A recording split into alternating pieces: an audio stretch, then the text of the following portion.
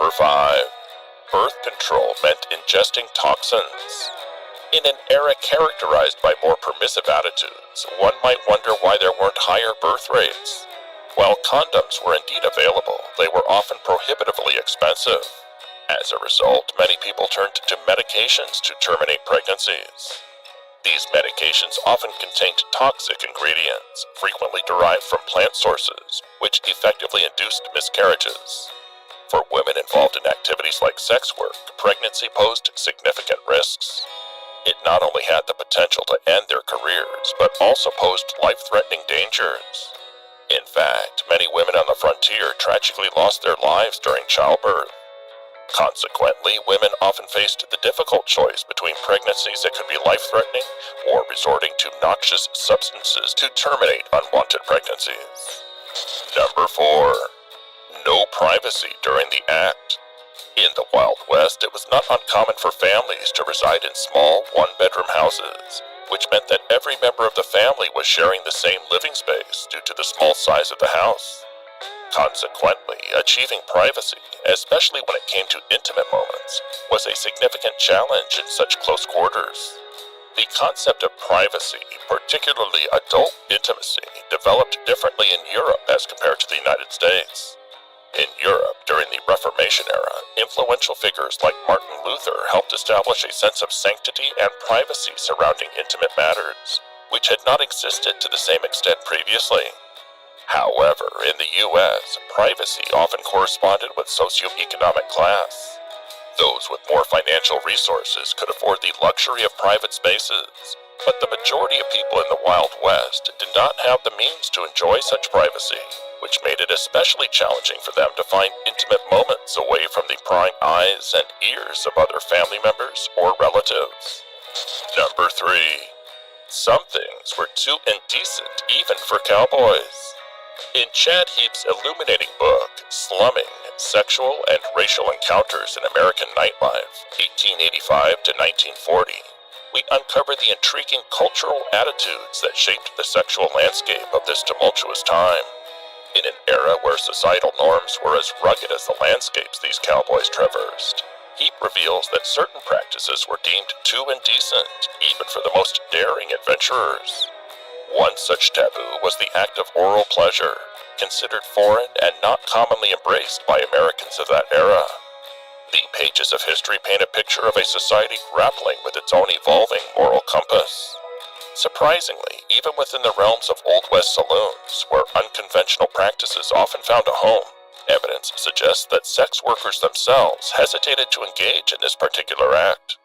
In a community where norms were already stretched thin, those who dared to cross that line found themselves ostracized by their peers.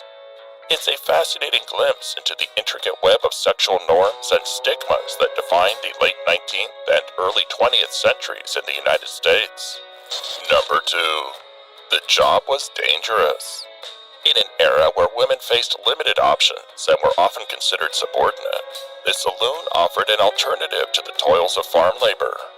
However, it came with its own set of life-threatening challenges. As we explore the hazards these women faced, it becomes evident that, despite significant technological progress in the last 150 years, the defense against sexual assault lagged far behind. In a world transitioning from steam engines to jet engines and from outhouses to modern plumbing, the women in saloons found themselves grappling with a disturbingly persistent threat. Violence wasn't just a rare occurrence, it was a hazardous aspect of the job. Men, driven by possessiveness or unreasonable demands, posed a constant danger. In one harrowing tale, a saloon girl endured a physical beating from a customer, but it was the accompanying derogatory term that cut deeper than any blow. Surviving the assault was one thing. Enduring the insults proved equally challenging. As time wore on, these women faced the harsh reality of aging out of their profession. Considered too old for the job, they encountered a grim lack of alternatives. Some found themselves at the mercy of suicide, sickness, or overdose, highlighting the desperate plight that often awaited those who dared to defy societal norms. Number 1. Lack of education about sex. In the Old West, one of the most noticeable things was the absence of proper education regarding intimacy. Due to the lack of knowledge about one's own body, people found it extremely hard to be in control of their bodies, and were also unaware of sexually transmitted infections, STIs. During the late 1800s, there were packets referred to as marriage manuals that aimed to provide some information on the topic. However, these manuals were often inaccurate and strongly emphasized the importance of engaging in intimate activities exclusively within the confines of marriage. They also conveyed the belief that self-pleasure was considered unhealthy, as any use of a man's seed for purposes other than procreation was viewed unfavorably from a religious perspective. In those days, there was no formal education and limited resources available on the subject, so practical learning by doing was often the only option for those seeking more comprehensive information. So there you have it, folks. A glimpse into the lives of Wild West saloon girls, each with a story as unique as the era itself. If you enjoyed this video, be sure to hit that like button, share it with your fellow history fans, and subscribe for more intriguing tales from the Old West. Thank you for watching.